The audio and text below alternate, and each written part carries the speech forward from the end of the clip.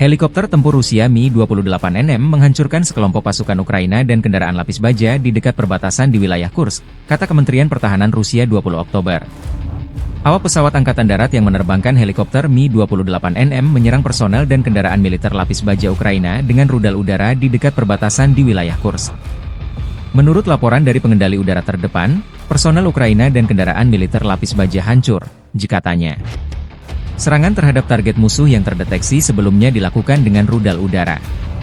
Setelah menggunakan senjata udara, awak melakukan manuver anti-rudal, melepaskan perangkap panas, dan kembali ke pangkalan, kata kementerian.